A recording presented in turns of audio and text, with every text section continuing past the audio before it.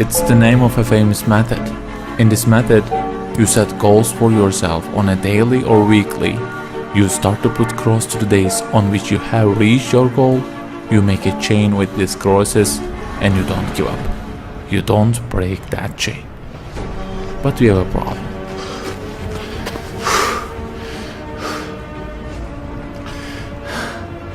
Personal development specialists say that we should have goals.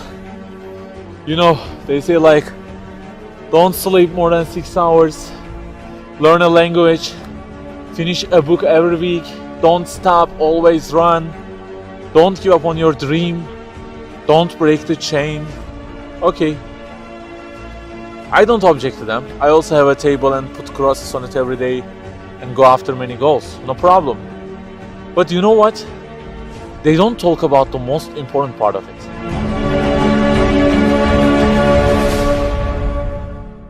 Let me give you a simple mathematical example. Try to imagine that you are adding numbers, and imagine that the numbers you have added up to this year is, for example, 35 in total, and you start from this year. For example, you will add 4 in this year, and then add 8 in next year, and it goes on. And there is an unknown time which counts down, and when it ends, you can't add any other number. Okay, you start the addition. Plus 4, plus 8, plus 7, plus 3. You add ambitiously, you keep adding and adding. Plus 6, plus 5, and okay, they say time is over. Then you realize that you have added the numbers into a giant parenthesis, and there is a zero multiplication at the end of it. It wipes out all the numbers you have added all those years, and the result becomes 0. Of course, you are disappointed. All your efforts have been wiped out by the 0. A regret arises inside of you. You say, I wish I had seen the whole picture at the beginning and realized that 0 and changed it with 1 before I started the addition. I think you got the point.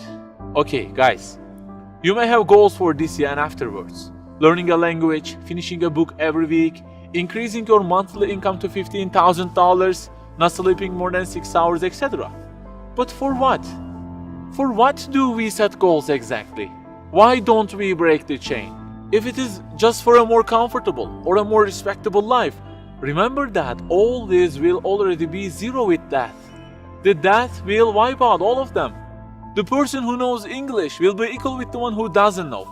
The one who earns more will be equal with the one who earns less. The one who can reach his goals will be equal with the one who can't. So, if at the end of it, the death will 0 everything, so what is the meaning of adding more numbers with an ambition? It just increases the degree of the disappointment that you will feel. So the logical thing is seeing the whole picture at the beginning. In this life journey, which will end in an unknown time, my first job must be to prevent death from being 0. Well, can I really prevent death from being 0? I mean, since everything will leave my hands and will be lost, is there any other way that would transform them into something eternal? I mean, isn't there any kind of stamp for eternity that would impress all of the things that I possess and say, look, there is a seal on them and you can't wipe them out, okay? They will remain forever. The only one to say such a thing is the owner of the everything. And he says, Kullu şeyin halikun. Everything, the languages you learn, the money you earn, the books you read, everything will be perished, illa wajhan, except their way towards Him. So the creator of our life says, if your intention is towards Allah, if the thing you do is for His acceptance, it won't disappear, it will be transformed into eternity in paradise. So learning a language, finishing a book every week, being rich, everything, if they are towards Him and for His sake, eternity stamp being pressed on them.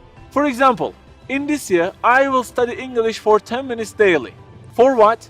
Because serving Islam in the field of English is so important, and I want to gain acceptance of my Lord with it. That 0 has turned into 1. This year, I will finish a book every week. Why? Because this is the way of being a more sophisticated person and serving Islam better, and Allah who is eternal will be pleased with it. Good news, that 0 has turned into 1 because now His acceptance is your intention. I aim increasing the income of my company to $150,000. For what? Because I will spend that money on spreading the message of the Quran to the whole world and the publications that would please Him. you have exterminated the zero because now your goal is towards him. We add and add like this through our lives, and they don't end with death. People who seek Allah's sake in their actions kill their death. Death cannot zero their additions. If the thing we do is for his acceptance, it is not mortal. You may say, I don't really love him that much, and maybe I don't really believe in him that much either. So how can I do everything for his sake? I don't even know who he is. My brother or sister, that's the problem. You don't even know who he is. And actually, it is our first job in this life. Recognizing him, that's the first step. The more you recognize him, the more you love him. And the more you love him, the more you seek his sake in your actions. So learn about him. Who made you? What does he want? Why does he give you such a billion things in each day? Read, find out. Turning the zero into one is a lifelong process. Start at the point that you are missing and try to fix it. Like the specialists say, don't break the chain, but keep the chain to gain his acceptance.